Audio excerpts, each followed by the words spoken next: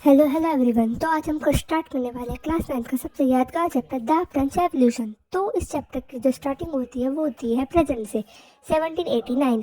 यहाँ पे फ्रांस के लोगों में रूमर्स आ जाते हैं कि जो उनका किंग है वो उन्हें पे अटैक करने वाला है।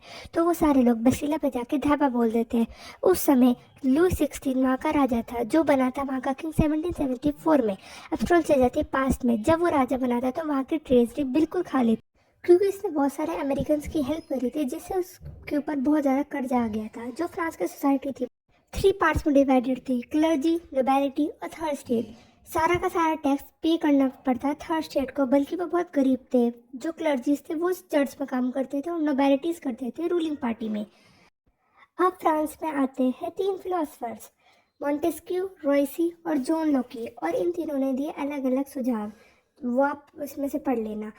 जैसे कि मैंने आपको पहले बताया था कि फ्रांस में पैसे कम हो रहे थे, तो जो फ्रांस का किंग था उसने टैक्स बढ़ा दिया अचानक से, और सारा का सारा टैक्स देना पड़ता है थर्ड स्टेट को। तो ये टैक्स बढ़ाने के लिए लुइस ने स्टेट जनरल की मीटिंग बुलाई जिसमें तीनों स्टेट के लोग बैठा करते थे। लेकिन लुइस ने थर्ड स्टेट की बात नहीं सुनी, इसलिए थर्ड स्टेट वहाँ से उठ के चली गई और उन्होंने 20 जून को मिलकर उसी साल के ग्राउंड ऑफ वर्सलिस में खुद को नेशनल असेंबली डिक्लेयर कर दिया। और फिर से स्टोरी आ जाती है हमारी प्रेजेंट में, जब बस्टिला पे अटैक हुआ था 4 अगस्त 1789 को। लुइस ने जो भी उनकी शर्तें थी वो मान ली। अब 1791 में नेशनल असेंबली ने कॉन्स्टिट्यूशन बना लिया और फिर फ्रांस बन गया कॉन्स्टिट्यूशन मोनार्की। अब जैकोबिन क्लब ने लुई 16 को अपना होस्टेज बना के असेंबली को फोर्स करा कि वो मोनार्की को बिल्कुल अब्लॉइश कर दे, और ऐसा ही हुआ। 21 सितंबर 1792 को मोनार्की फ्रांस में से अब्लॉइश हो गई। लुई 16 को कोर्ट ने मारने का आदेश सुना दिया और उस पर केस लगाया कि वो एक ट्रेजन है। ट्रेजन का मतलब होता है विश्वासघाती, जिसने अपनी गवर्नमेंट या कंट्री के साथ धोखा किया हो। अब 21 जनवरी 1793 को लुई 16 को प्लेस डेला कॉनकॉर्ड, जो वहाँ का एक चौराहा है, उस पर ग्लूटन से मार दिया गया। और यहीं पे ख़त्म होता है लुई 16 का राज। And by the way, myself जे। और अब आगे का चैप्टर आपको एक्सप्लेन करेंगे कीफत।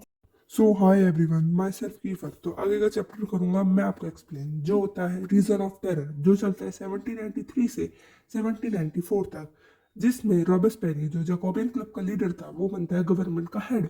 भाई वो बंदा अलग ही लेवल का था। कोई इंसान इसके खिलाफ जाता था वो उसे ग्लूटन से मरवा देता था। तुम लोग फोटो में देख ही सकते हो ग्लूटन क्या हो सकता है। मुझे लगता है इसमें गला फंसाता होगा और ले और उस बाल्टी में चला जाता होगा। अब भाई तुम लोग उम्मीद भी क्या कर सकते हो ऐसे इंसान की प्रजा से। जैसे कि तुम पीछे वाली फोटो है जिसमें मुझे लगता है वो इंसान ऐसे ही रहते होगे बिना गले के। हाँ सरकार बोलिए आपको क्या चाहिए। होना क्या था, फ्रांस के लोग लुई 16 से निपट के आए थे। रॉबर्ट्सबेरी किस खेत की मूली है। जुलाई 1794 को कोर्ट ने जारी करा कि अब इसे ग्लूटन से मरवा दो। लोगों ने अगले ही दिनों से 20 चौराहे पे ग्लूटन से मार दिया गया। अब हमारा अगला जो आता है वो होता है नेपोलियन बोनापार्टे। वो वहाँ का राजा बना था 1804 में, और 1805 में वो वापस मर गया वोटरलू की लड़ाई में। जैसे कि वो एक डिक्टेटर था, ऐसे ही होना था, मर गया लड़ाई में। अब इतना कुछ हो रहा था, जो वहाँ की औरतें थी वो पूरे समय थोड़ी ना घर में बैठी रहेगी, वो भी निकलती थी। अब वहाँ पे हो क्या रहा था, कॉन्स्टिट्यूशन में ये लिखा था कि सिर्फ जो मेंस है वो वोट कर सकते हैं। तो वुमेन्स ने भी उठाया कि हमने इतना कुछ करा है तो हमें वोटिंग का राइट मिलना चाहिए। वुमेन्स को उस समय तो राइट नहीं मिला। बहुत ज़्यादा कोशिश करने के बाद 1946 में इंडिया की आज़ादी के बाद वुमेन्स को राइट मिला वोट देने का। मुझे पता है तुम लोग पढ़ते पढ़ते भी थक गए होगे, मैं बोलते बोलते भी थक गया। अभी चैप्टर थोड़ा सा ही बच रहा है।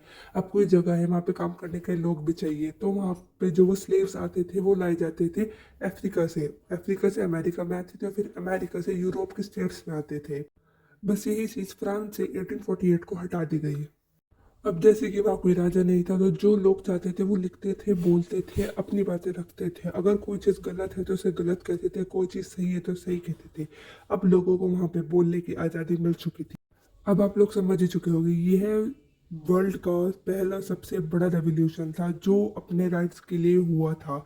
मेनली इस चैप्टर से हमें ये सीखने को मिलता है कि चेंज जरूरी है, चाहे वो दुनिया में हो या तुम्हारी सोसाइटी में हो, चेंज जरूरी है।